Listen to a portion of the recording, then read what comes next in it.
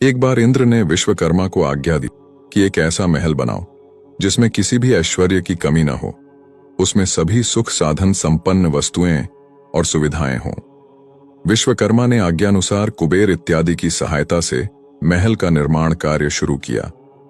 नारद जी ने सोचा कि इस इंद्र की मति भ्रष्ट हो गई है, तो इसको जरा रास्ते पर लाया जाए। उन्होंने इंद्र को बोला कि एक ऋषि हैं, लोमश ऋषि, आप उनको आमंत्रित करो अपने महल में।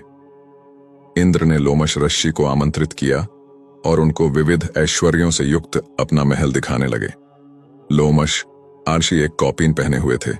कौपीन एक तरह का कपड़ा या लंगोटी होती है जिसे ब्रह्मचारी और सन्यासी पहनते हैं।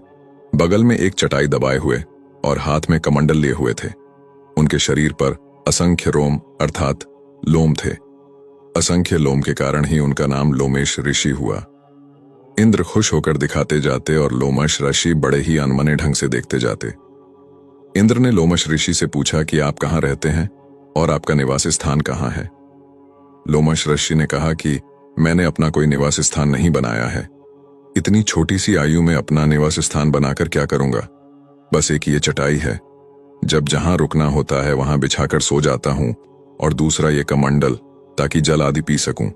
कहीं से भी शरीर को चलाने के लिए भोजन मिल जाता है। बाकी का जो समय है वह भगवत भजन में व्यतीत करता हूं।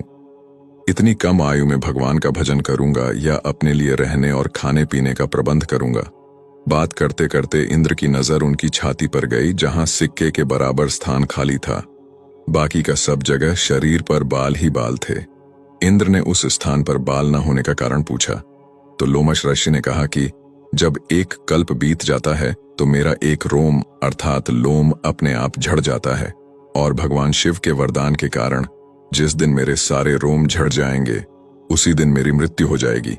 इंद्रदेव सोचने लगे कि एक रोम एक कल्प बीतने पर झड़ता है। अब समझिए कि 360 दिनों का एक वर्ष होता है। चारों युगों की आयु 43,20,000 वर्ष होती है, जिसमें सतयुग की आयु 17,28,000 वर्ष है और त्रेतायुग की आयु 12,06,000 वर्ष होती है। द्वापर युग 8,64,000 वर्ष और कलयुग की आयु 4,32,000 वर्ष होती है। इन चार युगों को चतुर्युग बोलते हैं। जब ये चार युग या चतुर्युग जब 72 बार बीतते हैं तो उसे एक मनवंतर बोला जाता है। एक मनवंतर ब्रह्मा जी का एक दिन होता है। स्वर्ग के राजा इंद्र का जीवन काल 72 चतुर्युग अर्थात एक मनवंतर का होता है। ब्रह्मा जी के एक दिन में 14 इंद्र अपना जीवन काल पूरा करते हैं। ब्रह्मा जी की आयु 100 वर्ष की होती है और 14 मनवंतर का एक कल्प होता है। अगर एक कल्प वर्ष की आयु की बात करें तो एक कल्प वर्ष की आयु 1008 चतुर्युग के बराबर होती है और एक चतुर्युग 43,20,000 वर्ष का होता है। एक महाकल्प की बात करें तो एक महाकल्प 36,000 बार तीनों लोकों में प्रलय के बराबर माना जाता है। एक कल्प ब्रह्मा जी का एक दिन और एक महाकल्प ब्रह्मा जी का संपूर्ण जीवन काल माना जाता है। दिव्य महाकल्प में 7 बार श्री हरि विष्णु जी की साकार से निराकार स्वरूप हो जाते हैं और एक दिव्य महाकल्प में भगवान शिव जी की निराकार स्वरूप हो जाते हैं। और अगर इंद्रदेव की आयु की गणना करें तो इंद्रदेव का शासन काल 72 चतुर्युग अर्थात 4 युगों का समूह का होता है। अर्थात 72 चतुर्युग के बाद इंद्रदेव की मृत्यु हो जाती है। तो जब एक कल्प खत्म होता है तो लोमश ऋषि का एक रोम गिर जाता है।